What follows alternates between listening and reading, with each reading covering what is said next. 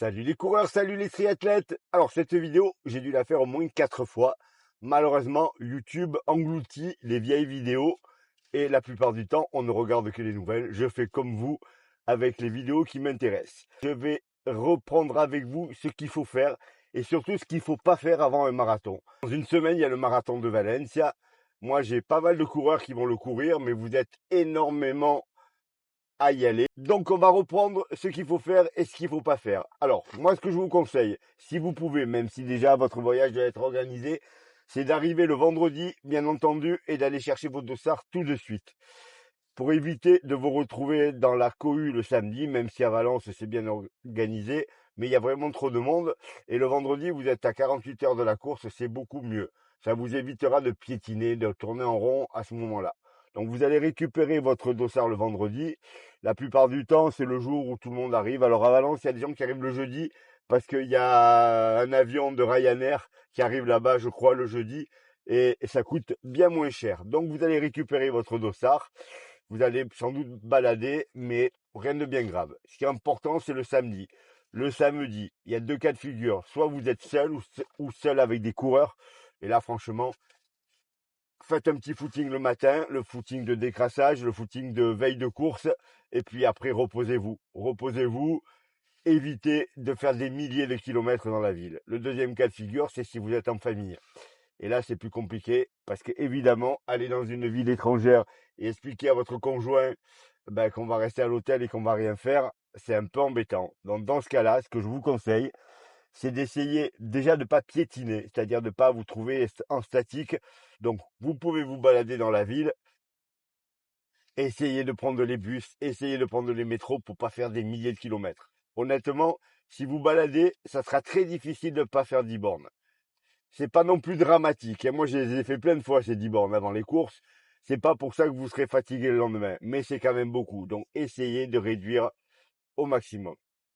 Au niveau alimentaire, vous êtes en pleine recharge glucidique. Alors, je vous rappelle que la recharge glucidique, le jeudi et le vendredi, c'est en gros 10 grammes de glucides par kilo de poids de corps. Faut vraiment faire le plein, hein, comme si vous faisiez le plein de tous vos réservoirs en bagnole quand vous partez en vacances. Vous vérifiez qu'il y a de l'essence, de l'huile, là, vous remplissez de glucides. Donc vous regardez ce que vous mangez à peu près, vous calculez, ça fait beaucoup. C'est pour ça que moi je conseille le samedi de réduire un petit peu et de passer à 6-7 grammes, ça suffit largement. On oublie tout ce qui est produit complet pour éviter le transit intestinal un peu trop facile. On supprime tout ce qui est légumes.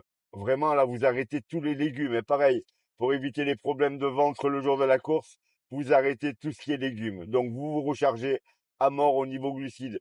Puisque vous êtes dans un pays étranger, faites attention à ce que vous mangez. N'allez pas tester des spécialités espagnoles que vous connaissez pas. Par exemple, pour ceux qui sont en Valence, vous mangez la même chose que d'habitude. L'idéal, c'est le riz, bien entendu, un peu de viande blanche.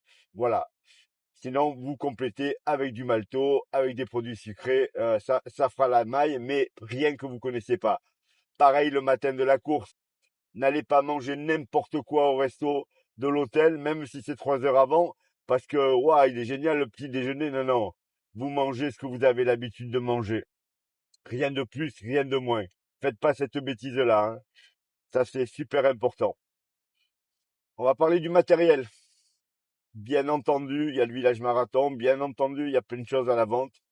Tout ce que vous achetez au village marathon, vous le rangez dans votre valise. Personne n'utilise quelque chose qu'il a acheté la veille de la course. Vous devez utiliser le matériel que vous avez utilisé des dizaines de fois à l'entraînement. Les chaussures, les chaussettes, le slip, le short, le t-shirt. Il ne doit rien avoir sur vous que vous n'avez pas essayé auparavant. Ça, c'est super important. L'année dernière, j'ai une de mes coureuses de marathon de Paris. Elle a changé de short au dernier moment. Résultat, elle a eu mal pendant tout le parcours. Ça lui a gâché sa course. Et ne pensez pas que ça arrive pas, hein. Moi, j'ai des coureurs qui ont changé de chaussure la veille, hein, parce qu'il y avait une promo, parce que c'était la chaussure, elle était trop belle, etc., etc. Je parle pas de mettre le t-shirt de la course non plus. Enfin, tout ce qu'il faut pas faire. Votre tenue, vous n'y dérogez pas. Rien ne doit vous faire changer ça. Même chose au niveau de l'alimentation pendant la course. Bien entendu, il n'y a personne qui teste un gel le jour de la course, même si c'est offert sur les tables. même si c'est du Mortine sur les tables et que vous en avez jamais pris parce que c'était trop cher, vous le prenez et vous le testerez plus tard. C'est le genre de coup qui vous plombe une course, tout simplement parce que vous avez décidé de changer le gel. Donc, on a ses propres produits, on ne touche qu'à ça. Moi, au niveau alimentaire, j'ai même plus loin que ça, hein. Si je suis seul, j'emporte ma bouffe. Si je suis en voiture, j'emporte ma bouffe. J'emporte des sachets de riz à mettre au micro-ondes. Alors, la plupart du temps, je vais dans des endroits où il y a des micro-ondes pour pouvoir manger, pour éviter tout problème. C'est trop d'entraînement, c'est trop de travail pour risquer de se retrouver malade et de ne pas pouvoir courir. Là, c'est pas possible de faire un truc comme ça, hein. Vraiment, là, j'insiste vraiment. La bouffe, c'est super important. Mais maintenant, on va parler de la course. Alors, déjà, dites-vous bien que la nuit qui précède la course, vous n'allez pas dormir, ou très mal. C'est pas très grave. La nuit qui compte vraiment, c'est celle du vendredi au samedi. Donc, essayez vraiment de bien dormir là. La nuit précédant la course, vous allez vous le réveiller très tôt, vous êtes stressé, mais franchement, on s'en fout. Alors, il faut éviter de faire nuit blanche comme moi j'ai fait à Valence en 2022 parce que j'avais un de mes coureurs qui était malade. Et là, ça m'a vraiment posé souci de ne pas dormir du tout de la nuit. Mais sinon, une nuit même très courte de 3-4 heures, c'est pas très grave. De toute façon, c'est pas ça qui fera la différence. Par contre, certains d'entre vous pensent que pendant la nuit qui précède la course, ils sont devenus meilleurs. Et le lendemain, ils vont complètement oublier leur plan de course. Ils vont partir plus vite que prévu. Pourquoi? Parce qu'ils sont reposés, parce qu'ils ont fait une recharge glucidique, parce qu'il y a l'ambiance, parce qu'il y a l'aspiration du groupe. Et ils vont partir beaucoup plus vite en se disant waouh, c'est trop bien, je suis en avance sur mes temps de passage. Non, vous êtes en avance de rien du tout. Vous êtes en train de saccager votre course. Vous avez déjà fait un crédit dans votre vie? Je suppose que oui. Vous empruntez 100 euros et vous savez qu'à la sortie, vous allez rendre les 100 euros plus les intérêts. Dites-vous que la course à pied, c'est la même chose sur marathon. Si vous prenez 5 secondes au kilomètre, voire plus, c'est parce qu'il y en a qui s'enflamment vraiment, voire 10 secondes au kilomètre sur les 5 premiers kilomètres, hein, c'est-à-dire vous gagnez une minute. Bah, à la sortie, cette minute, vous allez la rendre dans les derniers kilomètres, mais vous allez la rendre avec les intérêts. Et les intérêts, ils vont pas être petits. C'est des minutes entières qui tombent. Alors, par pitié, vous avez une seule règle à adopter. Le passage au 10e kilomètre doit se faire sur les temps qui étaient prévus. Même si vous êtes dans la forme de votre vie, vous aurez le temps d'accélérer derrière. Vous aurez le temps d'accélérer derrière. 10e kilomètre, temps de passage prévu. Après, vous n'aurez plus envie d'accélérer déjà. Vous allez vous réguler, vous allez vous mettre à la bonne allure directement. Et puis sur la fin de la course, si vous êtes vraiment super bien, vous accélérerez. Et je vous garantis que si vous faites les 5 derniers kilomètres en accélérant de 10 secondes au kilomètre par exemple, mais vous allez la gagner la minute. Et celle-là, elle va être agréable parce que vous allez doubler des tonnes de coureurs. Ça va être vraiment sympa. Alors que sinon, vous allez être à l'arrêt sur la fin de la course. Et quel que soit votre niveau, hein, bien entendu. Comment on gère la course en elle-même? Donc, le premier passage, donc 10e kilomètre. Ensuite, vous êtes sur votre allure. Vous essayez de suivre les meilleures trajectoires. Regardez au loin, voir où est le virage. Essayez de faire des diagonales. Ne suivez pas bêtement les coureurs qui sont devant vous. Si jamais il y a du vent, mettez-vous à l'abri. Mettez-vous à l'abri, ne vous retrouvez pas en tête de groupe, mettez-vous à l'abri. Prenez des relais, mais mettez-vous à l'abri. Ne vous retrouvez pas à vous prendre des rafales dans la tête, bêtement aussi. Faut être intelligent, hein. Ensuite, pendant la course, si vous courez en groupe, par pitié, discutez pas le coup. Si vous discutez le coup, c'est que l'allure, elle est pas bonne. C'est que vous n'avez pas choisi la bonne allure. L'allure marathon, elle n'est pas hyper dure au départ, mais elle est pas simple. Ne gaspillez pas votre énergie à tchatcher avec votre voisin. Même si vous êtes à 75% de votre VMA, c'est pas grave. Gardez votre énergie, respirez bien. Faites l'effort de bien respirer dès le départ. Le plus compliqué à gérer quasiment sur un marathon, c'est les moments d'euphorie. C'est-à-dire les moments où vous vous sentez particulièrement bien. Parce que là, vous avez tendance à accélérer. Et si vous accélérez dans ces moments-là, vous pouvez être sûr que quelques kilomètres plus tard, ça va mal tourner. Donc, on maintient l'allure. Quand ça va bien, on n'accélère pas. Il y a des moments qui vont être difficiles, mais ceux-là, je crois que vous y attendez. Et là, vous allez vous accrocher. Alors moi, ce que je conseille de faire quand vous avez des moments difficiles, c'est de regarder votre montre et de regarder votre allure. Déjà, si vous êtes à la bonne allure et que c'est difficile, mais c'est pas grave, puisque vous maintenez l'allure. Moi, je vous garantis qu'arrivé à un moment donné, ça devient dur, hein. Je regarde ma montre, si je vois 3,51, 3,52, 3,53 au kilomètre, je me dis, Michel, c'est dur, mais tu es à la bonne allure. C'est bon, tu es en train de réussir. Donc, il faut transformer ça en positif. Je souffre, mais je maintiens l'allure, ça veut dire que je suis pas mal. Ça, c'est important, parce que si vous attendez à faire un marathon et que ça soit une balade, ben, ne prenez pas le départ. Ça sera pas une balade, ça sera jamais une balade.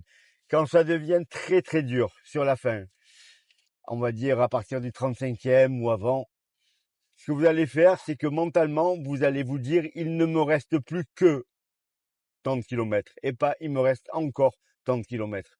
C'est la même distance, mais c'est pas la même chose. Quand ça devient vraiment difficile, ce que je vous conseille de faire, c'est de découper la course en kilomètres. Vous vous occupez plus de la distance globale qui vous reste, vous partez juste pour faire le prochain kilomètre à la bonne allure. Voilà, vous vous focalisez sur un kilomètre et vous vous dites, allez, ok, c'est pas grave, c'est super dur, mais je vais faire encore un kilomètre à l'allure objectif. Bien entendu, quand le kilomètre bip sur votre montre, vous passez au suivant et vous reprenez. Et comme ça jusqu'à l'arrivée. Sachant que vous allez avoir des kilomètres vraiment difficiles, on va dire entre le 39 et le 41. Le dernier kilomètre, la plupart du temps, il est plus simple parce qu'on voit la ligne d'arrivée où on sait qu'elle approche. D'ailleurs, à ce propos, pensez qu'à l'arrivée, vous allez faire des photos. Il y a toujours des photographes. Ne regardez pas votre montre quand vous passez la ligne d'arrivée. Faites un grand sourire. Faites-vous des souvenirs parce que après le marathon, ce qui va vous rester, c'est la photo de la ligne d'arrivée ou de la dernière ligne droite. Et si vous êtes en train de regarder vos pieds, franchement, vous serez déçus. Donc, pensez à sourire, pensez à être content, pensez à faire ce que vous voulez, mais en tout cas, soyez conscient qu'il va y avoir une photo et qu'elle représente un petit peu ce que vous avez envie de montrer et pas un mec qui regarde sa montre ou qui est en train de regarder ses pieds. On l'a pas abordé, mais primordial sur marathon, l'alimentation. L'alimentation en course, on va faire simple. 1 gramme de glucides par kilo de poids de corps. C'est-à-dire, si vous faites 70 kilos, vous devez prendre 70 grammes par heure de course. Je dis bien par heure de course. Comment on fait? On prend son gel, on regarde combien il y a de grammes de glucides et on calcule. En gros, la plupart du temps, dans les gels, vous avez entre 20 et 25 grammes de glucides. Donc, on va dire que si vous faites 70 kilos, vous savez que c'est 3 gels par heure de course. Bien entendu, les gels, vous les avez testés à l'entraînement avant. Bien entendu, ce volume-là, vous l'avez testé à l'entraînement également avant, parce que sinon, ça peut être très compliqué au niveau du ventre. Donc, vous n'allez pas tester 70 grammes de gel le jour de la course. Si vous l'avez jamais fait avant, ça va faire trop, vous êtes malade. Sachant qu'à haut niveau, à aujourd'hui, les triathlètes, ils sont plutôt au-delà des 100 grammes. 120 grammes même. Alors des fois, ça déclenche des problèmes, hein. Sur le dernier Ironman d'Hawaï, Blumenfeld, un des meilleurs triathlètes du monde, un des meilleurs coureurs du monde sur le triathlon, bah, il a explosé complètement sur marathon parce qu'en fait, il a eu des problèmes gastriques. Les Norvégiens augmentent énormément l'apport glucidique et je pense que là, ils ont été trop loin. On va dire qu'entre 50 et 70 grammes, ça passe toujours. Alors, vous avez testé les produits à l'avance. Bien entendu, vous ne prenez pas ce qu'il y a sur les tables. Si vous devez prendre un truc qu'il y a sur une table, c'est quelque chose que vous connaissez.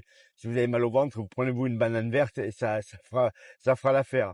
D'ailleurs, à ce niveau-là, j'en ai pas parlé aussi tout à l'heure, je reviens un peu dans le désordre. Le matin de la course, il est impératif d'aller aux toilettes. Donc, chacun a sa petite technique. Moi, ce que je faisais avant, c'est que j'allais courir au réveil pour déclencher le passage aux toilettes. Il y en a d'autres, c'est le café. Donc vraiment, vous insistez pour aller aux toilettes jusqu'au dernier moment. Moi, ce que je fais en plus, et ça, je peux pas vous le conseiller parce que c'est quand même un médicament, même s'il est en vente libre, c'est que je prends du Specta pour bloquer les problèmes de ventre. Parce que si vous avez mal au ventre pendant la course, il n'y a plus de course, hein, ça on le sait. Je parle même pas des problèmes plus graves. On a tous croisé en course des marathoniens qui avaient eu des gros problèmes et qui étaient un petit peu sales, on va dire, sur les marathons, hein. C'est vraiment un truc horrible qui peut vous arriver. Donc faites attention à la bouffe. Comme je vous l'ai dit tout à l'heure, les jours précédents, pas de fibres, c'est-à-dire pas de légumes, pas de produits complets, hein. Pour éviter ces problèmes-là, il vaut mieux être un peu constipé, pour être clair, que l'inverse. Mais c'est bien d'aller aux toilettes le matin avant de la course, déjà pour éliminer du poids qui sert à rien et pour se sentir bien. Qu'est-ce que j'ai pas abordé? J'ai abordé un petit peu tout là, je pense. Si vous avez des questions, posez-moi-les en commentaire. Sinon, j'ai fait d'autres vidéos où je parle exactement de la même chose. Donc, allez voir les vidéos un petit peu que j'ai pu faire dans le passé. Ça vous donnera une idée si j'ai oublié quelque chose. Mais je pense que j'ai tout abordé. Pour résumer, pour réussir votre marathon, vous devez être équipé de la tête aux pieds avec des produits que vous connaissez. Vous devez avoir fait une recharge glucidique les jours précédents. Vous devez bien vous alimenter pendant la course. Vous devez respecter les allures que vous avez travaillées à l'entraînement.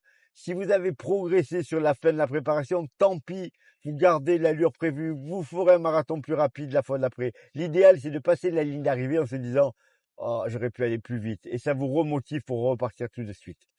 Voilà, écoutez, je pense que vraiment j'ai fait le tour. Écoutez, bon marathon à tous. Pensez-y, si vous avez envie de faire une connerie dans les jours qui précèdent, le jour de la course, pensez à ce que je vous aurais dit si vous avez vu ma vidéo. Ça peut vous éviter justement de partir en live en vous disant « je suis trop content, j'ai 1 minute d'avance au 10e kilomètre ». Ah ben non, t'as pas 1 minute d'avance, tu as 1 minute de crédit et tu vas la rendre avec les intérêts à la fin. Allez, je compte sur vous pour réussir un bon marathon, mais dites-vous bien que de toute façon, si vous vous présentez au début de la course, en ayant bien travaillé à l'entraînement, si vous êtes prêt au matin de la course, vous avez déjà réussi votre course. Le résultat du marathon, c'est la cerise sur le gâteau. Ça peut bien se passer, ça peut mal se passer, il peut arriver plein de choses. Puis c'est pas grave, vous aviez fait le travail, soyez fiers de vous d'être au départ déjà. Et puis, quel que soit le résultat, ne soyez pas déçus. Vous jouez pas votre vie la plupart du temps, il y a peu de gens qui jouent leur vie. Donc, quoi qu'il arrive, si le résultat n'est pas celui escompté, c'est pas grave, vous ferez mieux la prochaine fois. Et si le résultat est escompté, profitez, soyez contents. Soyez raisonnable aussi sur le repas après course. Mangez pas n'importe quoi, parce que j'en connais plein qui sont tombés malades parce qu'ils ont tellement mangé après la course que ça s'est mal passé. Donc faites attention. Bon dernier jour de prépa pour ceux qui vont pas tarder à courir. Et pour les autres, écoutez, bon entraînement à tous.